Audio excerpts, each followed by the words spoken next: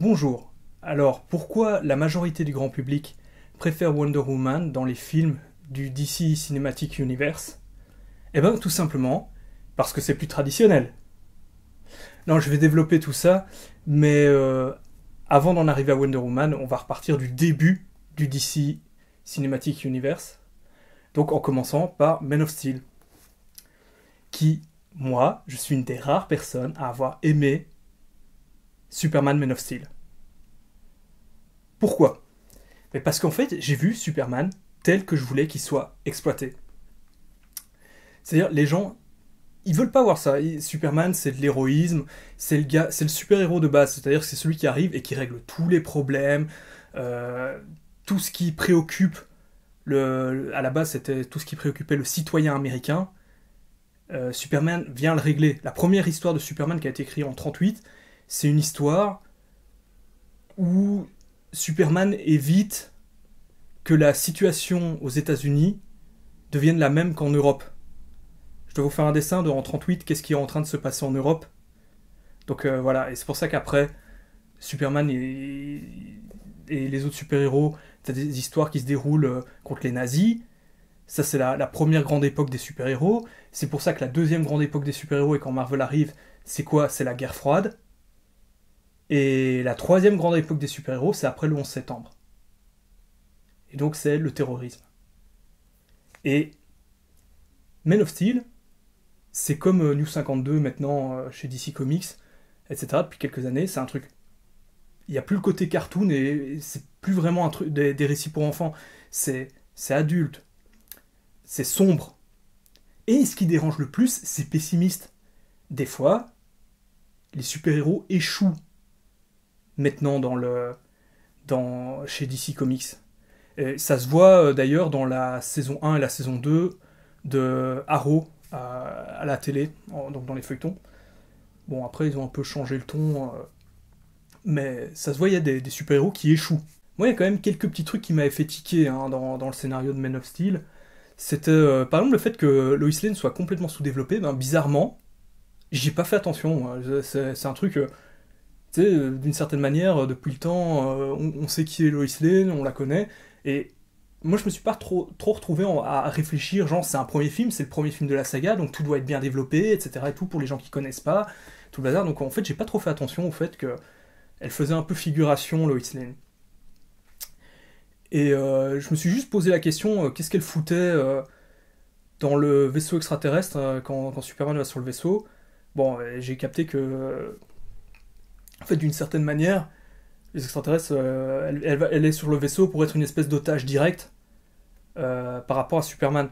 Mais bon, en même temps, d'une certaine manière, ils ont la planète en otage, donc j'ai pas trop capté ce truc-là. Et j'ai pas trop capté aussi à la fin quand c'est un hélico ou un avion, je sais plus, un hélico, là où il y a la bombe. C'était un peu space. Un autre truc qui m'a fait tiquer, c'est le moment où son père adoptif meurt et il lui fait un clin d'œil. Mais ça, après coup, je me suis dit, c'est le style de Zack Snyder, tous ces flashbacks, c'est très lancinant, il n'y a pas beaucoup de paroles, on est dans de la fable, etc. Je me suis dit, on est peut-être dans les souvenirs idéalisés, enfin idéalisés, c'est peut-être pas le mot, mais dans les souvenirs de Superman, de ce qui s'est passé. Et d'une certaine manière, je me dis que j'ai raison, parce que quand tu vois dans Batman vs Superman, il se tape une discu avec son père en haut de la montagne, son père décédé, donc une discussion qui se passe dans sa tête, donc ouais, il est bien barré Superman, donc voilà, mais pour moi c'était des petits détails, hein. Les trucs qui allaient pas, c'était des petits détails, et le truc le plus dérangeant dans Man of Steel, c'est que les réflexions qui étaient amenées, les réflexions autour du thème du super-héros, etc., de l'humanité de Superman, sur est-ce qu'il doit utiliser ses pouvoirs pour aider l'humanité, est-ce qu'elle le mérite, etc. et tout, c'était amorcé, et c'était à peine amorcé, quoi, c'était pas développé. Et ça, c'était un problème. Alors après, c'est vrai que quand tu vois Batman vs Superman version longue, bah, les 20 premières minutes, ben en fait, ça allait dans la continuité des réflexions qui avaient été faites dans le premier film. Donc on va te dire, bah, si tu les regardes d'affilée, il n'y a aucun problème. Ouais, sauf qu'il y a combien de temps entre les deux films? C'est pas un feuilleton où chaque semaine, t'as ton feuilleton. D'ailleurs, ce serait un feuilleton, toutes les thématiques amenées, toutes les réflexions amenées dans une saison, doivent théoriquement être développés au sein de cette saison. Ça veut pas dire que dans la saison 2, tu peux pas aller plus loin dans la réflexion, mais je veux dire, tu peux pas faire genre, j'amène les choses, je les amène à peine, hein, et puis en fait, fini, la saison est finie, vous attendez un an, la saison prochaine. Non, ça va pas. Et mais ce que je m'étais dit à la fin de Man of Steel, c'est que c'était con qu'ils aient pas fait un quart d'heure ou mieux une demi-heure de plus, parce que tous les trucs que les gens ont trouvé sous-développés dans le film, sans problème, en un quart d'heure, une demi-heure, tu fais tout ce qu'il faut. Moi, par exemple, ce que j'avais trouvé, c'est qu'il n'y avait pas assez de scènes de sauvetage. Bon, encore une fois, il compte sur le fait que tu connais le concept de Superman, tu sais qui il est, etc. et tout. Et donc, genre, il y a un côté, ouais, bon, tu sais, on va pas trop tartiner sur les origines, hein, on s'en fout. Hein. Et d'habitude, c'est ce que le public dit tout le temps, on veut plus des origines story, etc. Et donc là, ils t'ont fait des films où on survole à peine les origines, et les gens gueulent en disant ouais mais ça va pas, c'est pas assez, c'est pas cohérent de pas développer comme ça et tout, c'est votre premier film et vous bâclez tout. Mais donc qu'est-ce que les gens veulent? Là les studios ils savent plus quoi faire quoi. Mais effectivement moi je pense que simplement en un quart d'heure tu faisais une espèce de montage où de manière rapide tu avais Superman qui faisait tout un tas de sauvetages et tu voyais des grandes unes de journaux qui étaient faits par Lois Lane. Et tu verrais Lois en train de faire son boulot de journaliste tout en ayant Superman en à côté dans un montage qui est en train de faire tout des sauvetages. Et justement, alors ça développait mieux ces deux personnages. Et puis après, tu faisais toutes des réflexions et tout un tas de trucs. Donc voilà pour Man of Steel. Alors j'en reviens au fait que moi c'était Superman tel que je voulais le voir. C'est-à-dire que c'est moi qui aurais écrit le film. Les trucs qui énervent les gens auraient été encore pires. Parce que comment je vois Superman? Ben en fait, moi je le vois comme une espèce de dieu sur Terre. Mais comme dieu sur Terre, j'aimerais qu'il soit exploité à la manière euh, de Dieu dans l'Ancien Testament. C'est-à-dire, ok, Dieu bienveillant, etc. et tout, genre, ouais, vénère-moi, mais par contre, va pas dans mon sens et c'est moi qui vais me vénère. Tu vois, genre, le Dieu colérique. C'est-à-dire que moi je veux voir Superman s'énerver. Je veux voir Superman des fois qui est extrêmement en colère contre les êtres humains et limite qui fait des dégâts. Alors un autre truc aussi que j'aimerais voir, c'est que j'ai une vision peut-être un peu trop réaliste de Superman. C'est-à-dire que pour moi il a une telle puissance que genre il vient et sauver la journée, etc. Et tout. Enfin il y a une catastrophe, il vient tout régler. Mais que les gens quand ils le voient dans sa position très où il est en l'air tout droit comme ça et tout hyper impressionnant, j'ai envie que les gens d'un côté ils soient tout contents d'être sauvés par Superman, mais que de l'autre côté tu, que en fait, toi en tant qu'être humain, tu ressens tellement cette force immense de Superman que tu peux pas t'empêcher d'avoir la trouille en fait, de pisser dans ton froc, de te chier dessus. Que c'est humain, quoi. C'est la souris face au lion. C'est qu'il y a un truc instinctif qui amène la crainte, tout en ayant pourtant le respect et la joie d'avoir été sauvé par Superman. Mais effectivement, je pense que la plupart des gens ils veulent pas voir ça. Mais à une époque, DC Comics, après que Alan Moore il ait fait les Watchmen, qui à la base devaient utiliser des vrais super-héros qui existent, c'était des super-héros de Charleston Comics, si je me souviens bien, que DC Comics avait racheté les licences, et Alan Moore voulait en profiter pour dire attends, je vais faire une histoire qui utilise les héros et tout, et quand ils ont vu le script de ce qu'ils voulaient faire, ils ont fait non, non, non, non, tu fais pas ça. Et c'est comme ça que finalement il a mélangé les héros d'origine qu'il avait avec des avec Batman et autres, etc. J'en reparlerai une autre fois. Ici, passons direct à autre chose. Mais en attendant, après ça, c'est comme ça qu'on a autorisé Frank Miller à écrire The Dark Knight Returns, avec Batman qui est super violent, qui est vachement réac, c'est l'inspecteur Harry en pire, et tout le monde a applaudi. Enfin, tout le monde. Les gens qui s'intéressaient à ce genre de choses ont applaudi. C'est vrai que c'est pas le grand public, mais après, on a laissé tout un tas d'auteurs déjà reconnus faire des histoires de Batman, faire des histoires de Superman, où ils faisaient ce qu'ils voulaient, et on leur disait, on s'en fout, c'est un truc qu'on va vendre, qu'on va expliquer que c'est pour les adultes, et on va dire que c'est non canonique par rapport à la série. Bon, ici, il y a un problème, c'est qu'effectivement, c'est canonique, c'est le DC Universe, etc. Mais, je veux dire, c'est intéressant de pouvoir prendre un archétype de personnage et de faire un peu ce que tu veux Après que les gens n'aiment pas, c'est autre chose, hein, vous n'êtes pas obligé d'aimer. Mais ici, donc on parle de non-respect, ben si tu regardes New 52, c'est comme ça, hein, ce qui se passe dans les films, ça correspond à ce qui se passe dans les comics, hein. Je veux dire, ça correspond au ton des comics, il n'y a pas d'irrespect, c'est juste qu'encore une fois, les gens pensent connaître Superman, pensent connaître Batman, etc. Pourquoi? Via Superman via les films de Richard Donner, Batman via la série avec Adam West, waouh, et le dessin animé, donc un cartoon, et se disent je connais Batman, je connais Superman, et c'est pas ça qu'on voit à l'écran. Donc ça c'était pour Man of Steel, qui pour moi donc frôlait l'excellence, mais bon, des petits détails de rien du tout qui faisaient que c'était quand même un très bon film. À la base, avant Batman vs Superman, il devait y avoir un Man of Steel 2 qu'ils ont annulé pour pouvoir aller plus vite. Et donc effectivement, tout aurait dû être plus développé. Et pour moi, la fin qui fâche tellement dans Man of Steel, eh ben en fait, ça aurait dû être la fin de Man of Steel 2. Je pense qu'il aurait dû avoir un premier film beaucoup plus traditionnel, plus héroïque, etc. Et un deuxième film où Superman doit trahir ses convictions. Et donc pour avoir une fin inattendue. Ils l'ont fait dès le premier film en se disant bah de toute façon on s'en fout, les gens ils connaissent Superman, ils connaissent les concepts, on va leur fournir directement un truc où c'est différent. Ça n'a pas fonctionné. Donc maintenant, Batman vs Superman. Moi personnellement, je l'ai trouvé moins bien que Man of Steel, alors que je connais beaucoup de gens dans mon entourage qui ont vachement préféré. Et je vais directement en arriver au défaut, c'est que là encore une fois, ils viennent avec des concepts qui... Moi j'ai vu directement la version longue, hein. J'ai pas regardé la version cinéma, mais même la version longue, en fait, c'est trop court pour une histoire pareille. Ils sont obligés d'aller hyper vite et de prendre des raccourcis. Avant, on avait droit, généralement, la plupart des blockbusters, à une époque, ça durait 1h20, 1h30, et ils venaient avec des concepts pour des films de 45 minutes, 1 heure, et donc ça n'allait pas, on te rallongeait les films. Après, on t'a dit, ouais, non, maintenant, les gens, quand ils vont au cinéma et qu'ils payent, ils en veulent pour leur argent, donc on fait des films de 2 heures. C'était la phase 1 Marvel, où il y avait 3 scènes d'action par film. En plus, sur les 3, certaines étaient parfois, une ou deux étaient très petites, et tout le reste du temps, c'était du remplissage. Donc des concepts pour des courts-métrages qu'on te fait en long-métrage. Et le DC Cinematic Universe, ils te viennent avec des trucs qui sont des concepts pour des séries, et ils veulent te le faire en un film.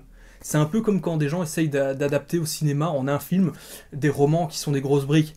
C'est quand j'ai vu Batman vs Superman, je me suis dit, cette histoire, faut minimum 4 heures pour raconter ça correctement. Et encore, moi je trouve que vaut mieux en avoir 6 ou 8 heures, quoi. Faudrait une série d'ici Netflix, mais bon, ils auraient jamais les moyens adéquats, je pense, pour faire quelque chose de crédible en série télé. Mais et après, j'ai appris que le script original de Batman vs Superman, c'était estimé que c'était une durée d'à peu près 4 heures. Et donc ils ont dû retirer des choses. Et c'est ça qui fait que effectivement le film, il y a quand même des petits trucs où c'est vrai, ils prennent des raccourcis, ils sous-développent tout un tas de choses et tout, il faut l'avouer. Mais après, au final, bon, t'as un cerveau, t'arrives à combler les trous, et ça passe quand même. Après, pour ce qui est du reste de ce qui a fâché les gens, moi je comprends pas. Encore une fois, je comprends pas. Moi, le seul truc qui me plaît pas trop, c'est le combat contre Doomsday. Je trouve que c'est assez dégueulasse, quoi. Je trouve ça pas beau, ce passage-là est pas beau. Et long, en fait. C'est peut-être uniquement dans la version longue, mais en tout cas, je l'ai trouvé un peu chiant. C'est le moment du film où j'ai commencé à m'emmerder. Alors que tout le reste, les gens, c'est le reste du film qui les emmerde. C'est tout le blabla, etc. du reste du film. Moi, pas du tout. Pas du tout. Moi, ça m'intéresse de voir les super-héros développés d'une manière sérieuse. Donc dans ce film, Batman est inspiré du Batman de la version de Frank Miller de The Dark Knight Returns, dont j'ai parlé précédemment. Et moi, ça me dérange pas de voir un Batman qui, avec le temps, en a marre, est devenu plus violent, plus vieux. Non, c'est pas le mot, mais plus rentre dedans, etc. Et si vous voulez voir une interprétation de Batman encore pire, c'est juste 2 chapitres. Voyez le Batman de Flashpoint. Là, vous aurez un Batman vraiment violent, quoi. Suicide Squad, j'en ai parlé, vous pouvez aller voir la vidéo.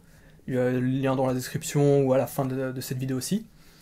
Et donc, passons à Wonder Woman. Ben, en fait, donc, comme j'ai dit, Wonder Woman, c'est exploité de manière beaucoup plus traditionnelle. C'est presque comme ça, enfin, c'est comme ça que les gens auraient voulu voir Superman, en fait. Le film est correctement rythmé, c'est-à-dire que c'est ni trop rapide, ni trop lent. Bon, il y a des gens qui ont quand même trouvé ça trop lent, hein, qui ont dit qu'ils se sont fait chier pendant le film, avant qu'il y ait les scènes d'action. Et certains ont dit qu'il n'y a vraiment pas beaucoup de scènes d'action. Alors, oui, ça peut décevoir pour ce genre de film, on peut trouver qu'il n'y en a pas assez, mais comme j'ai cité précédemment la phase 1 Marvel, dans la phase 1 Marvel, il n'y avait que Captain America qui avait vraiment beaucoup de scènes d'action. Hein. Sinon, les autres, comme je l'ai dit, c'est 3 scènes d'action, dont certaines scènes vraiment très courtes. Donc ici, il y en a toujours plus que dans un film Marvel Cinematic Universe phase 1. Ici, il y a quand même quelque chose qui m'a un peu dérangé, c'est que dans les scènes d'action, des fois, j'ai l'impression que les personnages, dans les trucages numériques fond vert, ben, des fois, l'impression que c'est un peu mal détouré, que c'est un peu saccadé. Il y a des petits trucs qui m'embêtent, et il y avait ça un petit peu aussi dans certains passages de Batman vs Superman, et quand je vois la bande-annonce de la Justice League, je vois ça aussi. J'aime pas trop ces effets spéciaux. Ce qui plaît, c'est que donc justement, Wonder Woman, elle est enthousiaste, elle veut sincèrement mettre fin à la guerre, au problème, et elle est candide, parce qu'elle est exploitée de la manière, elle vient de son île, là, elle connaît rien, et quand elle découvre le monde, c'est un gosse qui découvre le monde, quoi. Et donc, quand c'est bien exploité, ces personnages au style candide et bon, ça fonctionne toujours bien. Elle, pour le coup, c'est vraiment la lumière, la petite étincelle de lumière, enfin la grande étincelle de lumière dans les ténèbres. Parce que c'est la Première Guerre mondiale, c'est le bordel, c'est sombre, il y a des morts, etc. Et elle est là, elle est la lumière, elle est l'espoir, et la personne bonne et naïve, et c'est ça que les gens veulent voir, effectivement, que le grand public veut voir quand on parle de super-héros. Moi, le film m'a plu, mais je l'ai trouvé inférieur à Man of Steel et Batman vs Superman. Alors, je le dis, c'était divertissant, correctement rythmé, c'était sympa et tout le bazar, et mais, je veux dire, pendant les 3 quarts du film, c'est ça que je pensais. Mais il y a quand même un petit plus qui a intéressé, moi qui veux qu'il y ait du fond et de la réflexion. Le petit plus, c'est le dernier quart du film. C'est-à-dire que donc c'était déjà correct, et le dernier quart, là enfin, on va au bout des réflexions sur l'humanité, sur l'être humain qui se fait la guerre, l'être humain qui a le mal en lui. On fait des réflexions à nouveau sur comme il y avait comme c'était pas assez développé dans Man of Steel, mais on développe le fait de est-ce que l'humanité mérite Wonder Woman? Est-ce que les humains, ils méritent que Wonder Woman se batte pour elle? Pour eux? La preuve que l'air de rien, il suffit de pas longtemps, parce que c'est vraiment à la fin du film que tout ça vient. Et pourtant, c'est suffisamment développé, alors qu'on te balance tout d'un coup dans le final. Et pourtant, c'est limpide, c'est bien expliqué, c'est bien développé. Les gens vont dire que c'est peut-être un peu simple hein, et un peu niais, hein, mais au moins c'est là. C'est là. Et il n'y a pas à les décortiquer, il n'y a pas à les fouiller, il n'y a pas à les réfléchir à fond, etc. Et tout. Et donc, là, ils ont peut-être que ça présage quelque chose de bon pour l'avenir, dans le sens où ils ont compris les dosages, ils ont compris comment exploiter les choses, malgré que, là je vais en venir au visuel c'est toujours du Zack Snyder, hein, c'est toujours la même chose, je veux dire, c'est ce petit visuel sombre, c'est beaucoup d'acteurs un peu monolithiques pour augmenter leur côté statue grecque, vu que on dit que les super-héros d'ici c'est un peu des dieux, quoi, c'est des divinités de la mythologie gréco-romaine, et là justement on parle de la mythologie gréco-romaine. Mais à ce niveau-là, donc j'en reviens à Batman vs Superman, j'avais oublié de dire, il y avait un point faible, c'est que je trouvais que c'était très mal joué. Dans Man of Steel, le gars qui faisait Superman, il était aussi monolithique et tout, mais ça passait correctement. Dans Batman vs Superman, ça passait très mal, quoi. La première scène où Bruce Wayne et Clark se rencontrent et discutent, moi je trouvais ça risible, quoi. J'ai presque éclaté de rire tellement je trouvais que c'était mal joué. Euh, Là, ici, ça va, quoi. Gadot, je sais plus trop quoi. Je l'avais trouvé pas bonne non plus, donc dans Batman vs Superman, je trouvais qu'ils étaient tous à chier. Là, ça va, c'est tout ce qu'il y a plus correct pour jouer le rôle, c'est bien, c'est correct. Pas une grande actrice, mais ça va. Donc j'en reviens à ce final. Quand même, donc du retournement de situation sur la fin. Donc moi, il y a quand même un petit plus sur la fin, mais ça reste que pour moi, ils sont inférieurs. C'est inférieur à Man of Steel et Batman vs Superman. Venons-en à la bande-annonce de la Justice League, parce que pour parler des bandes-annonces, et ben justement quand la bande-annonce de la Justice League est arrivée, j'étais catastrophé. Après j'ai regardé celle de Wonder Woman et justement j'étais là, putain mais moi j'attendais pas Wonder Woman et je vois la première bande-annonce et ça m'a hypé. Les suivantes moins, ma hype était retombée, mais je me dis putain quoi. Et par contre la Justice League ça me fait peur quoi. Ça me fait peur quand j'ai vu ce gros cliché avec Bruce Wayne qui va recruter les différents personnages et je me suis dit merde. Attends, on va se taper un film où pendant un bon moment, il va recruter les gens, et puis grosse scène d'action qui n'en finit pas sur la fin, et en fait, ils vont refaire The Avengers, quoi, mais en plus cliché. Donc ça me fait un petit peu peur, quoi. Surtout que moi, ce Bruce Wayne-là, ce Batman-là, qui est comme dans New 52, je trouve que c'est pas lui qui doit aller recruter les gens, quoi. C'est le Batman méfiant et qui est pas forcément hyper apprécié de ses collègues. Et donc je comprends pas trop le délire là. Alors c'est aussi le moment où je pense qu'il va commencer à y avoir vraiment de l'irrespect au niveau si justement on parle de ceux qui disent que c'est pas fidèle aux comics, Superman et Batman sont pas comme ça. Je l'ai dit dans New 52, ils sont comme ça. Par contre, The Flash. Ils font quoi là? Ils essayent de faire Peter Parker. On voit une espèce de petit jeune, timide, qui essaye de compenser sa timidité par de l'humour de merde. C'est le comic relief. Non mais attends, là, je comprends pas trop, le délire. Alors Aquaman. Aquaman, bah déjà, c'est pas Aquaman, c'est Jason Momoa que vous me mettez. C'est-à-dire que, moi, Jason Momoa, il m'est sympathique, à la base. Mais il s'est enfermé dans un truc, et il est tout le temps le même. Il faut qu'il essaye de sortir du carcan dans lequel il s'est enfermé. Parce que là, moi, je vois pas Aquaman, je vois Jason Momoa. Et quand il y aura Aquaman le film, moi, l'affiche, je me dis, il faut remplacer, il faut barrer, il faut mettre Jason Momoa. Et donc, pour l'irrespect, ils ont l'air d'en avoir fait une espèce de brute, qui parle pas beaucoup, qui est plutôt taiseux, qui a un petit côté effrayant. C'est pas Aquaman, quoi. Regarde. Alors, Aquaman, le mal-aimé de la Justice League, celui dont on se fout de sa gueule. En fait, d'où ça vient, la moquerie pour Aquaman? Et c'est simple, tu sais, il y avait le dessin animé Super Friends. Je sais plus comment ça s'appelait en version française, mais produit par Hanna-Barbera. Déjà, qui a fait beaucoup de mal à DC Comics.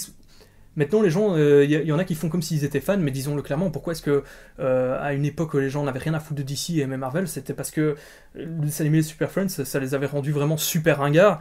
Et qu'en plus certains ont des costumes de merde, hein. Tu regardes, ils ont un slip par-dessus des collants, c'est quoi ce délire? Comment ça se fait que il a fallu plus de 60 ans, même plus de 70 ans, pour que quelqu'un chez DC Comics se dise c'est vraiment une faute de goût?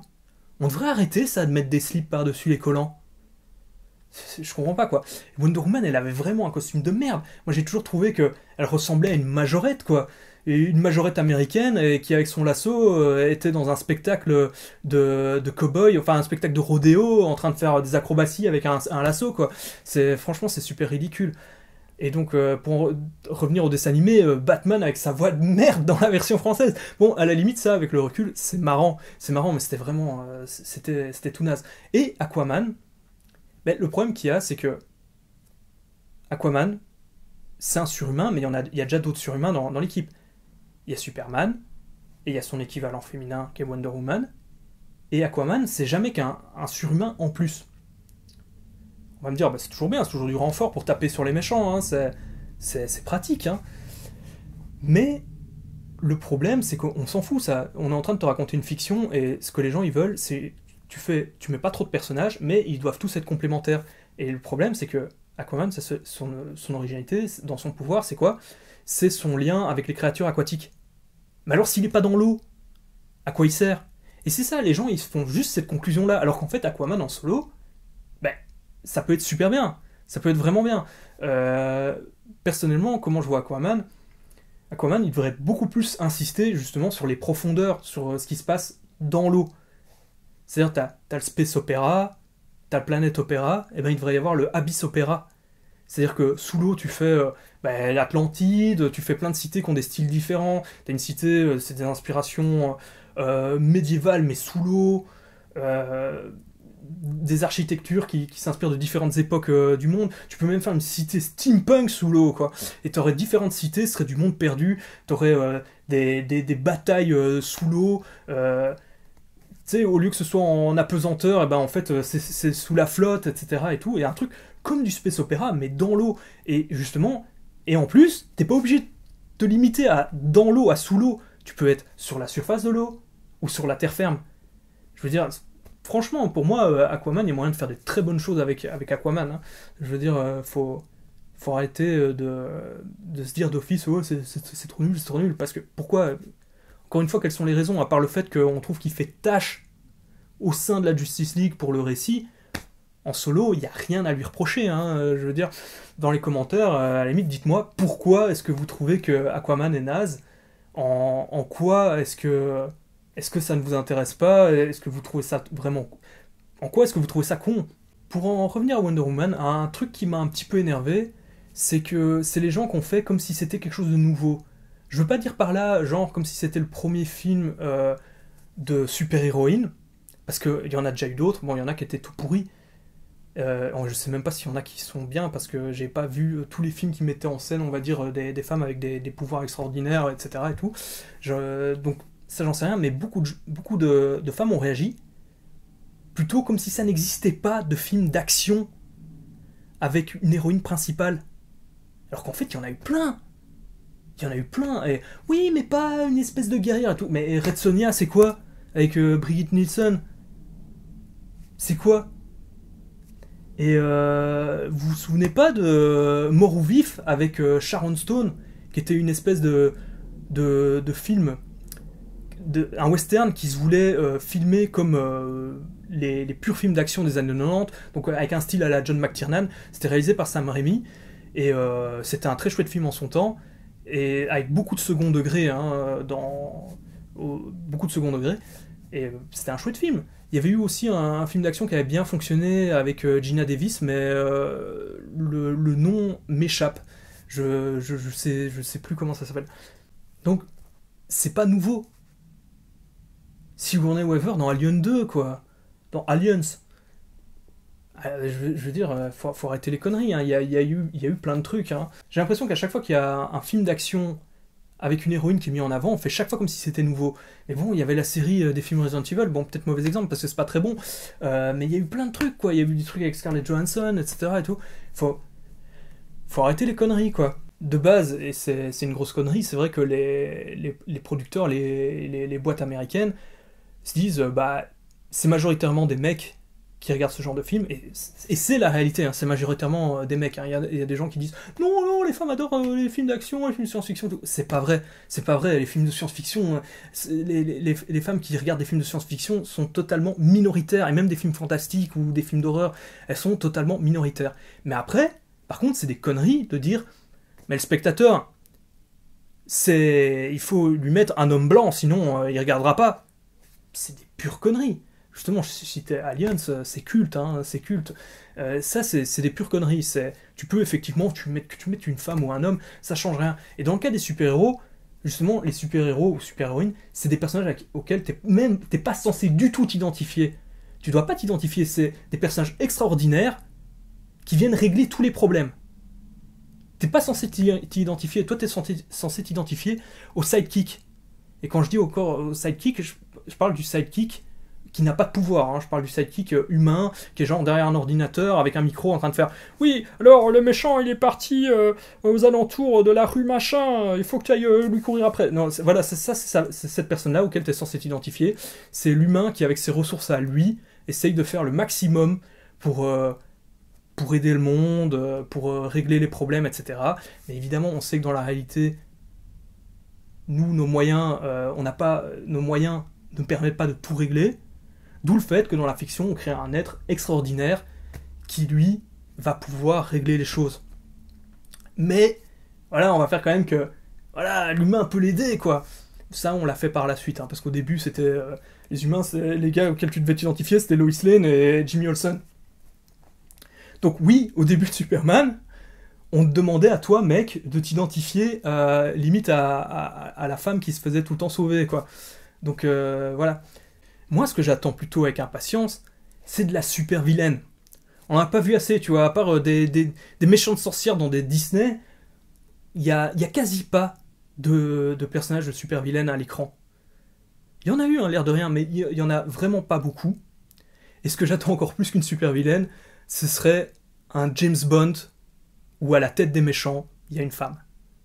Je sais bien qu'il y a, là, il y a des gens qui vont me faire « Oui, mais non, mais si tu veux respecter le style, le ton de la série James Bond, faut se rendre compte que c'est un séducteur, tu mets une femme à la tête des méchants, bah en fait, l'histoire, elle est réglée comme ça, parce qu'en fait, il arrive à la séduire et tous les problèmes sont réglés. »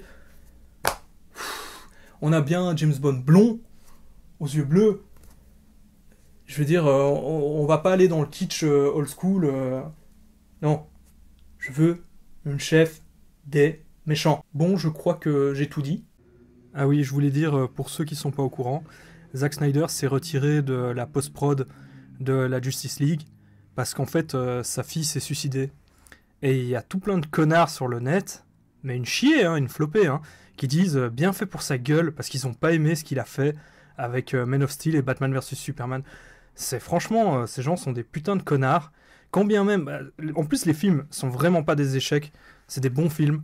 Mais quand bien même ce serait des bouses intersidérales, tu dis pas des trucs pareils. C'est vraiment une attitude de connard. Alors en plus je leur dis, c'est des bons films. Il y a des choix scénaristiques qui peut-être ne plaisent pas à certains. Le ton des films ne plaît pas à certains. Mais c'est pas ça qui en fait des mauvais films. Ce sont des films bien réalisé. Zack Snyder est un bon réalisateur et qui est influent. Comme pour d'autres films de super-héros, Bryan Singer, en son temps, avec les X-Men, a amené une mise en scène des pouvoirs et a été pompé un nombre incalculable de fois. Après la trilogie Batman de Nolan, il a été pompé dans tous les sens. Maintenant, on voit quand même pas mal de copies du style de Zack Snyder. Et d'ailleurs, pour revenir à Nolan, il est co-scénariste de Man of Steel et Batman vs Superman avec le scénariste de sa trilogie Batman. Et eux, on leur reproche rien du tout. Enfin, Nolan, il s'en sort indemne des films réalisés par Zack Snyder. Zack Snyder, il est juste réalisateur. Bon, effectivement, hein, sur le visuel, etc. et tout, la mise en scène, bah, c'est lui. Et comme je l'ai dit, ça peut ne pas vous plaire. Mais en attendant, c'est pas ça qui fait de lui un mauvais réalisateur. Et vous voulez voir des films qui sont une bouse intersidérale, bah, par exemple, tu regardes Les Visiteurs 3 et puis tu viens me reparler avant de dire que Batman vs Superman est une bouse intersidérale. Donc voilà, ciao.